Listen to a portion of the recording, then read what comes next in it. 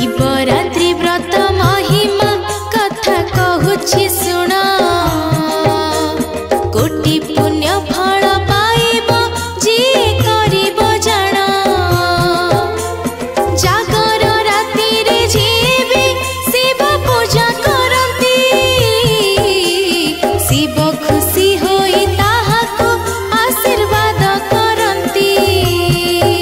महाशिवरात्रि व्रत महिमा कथा कहूछि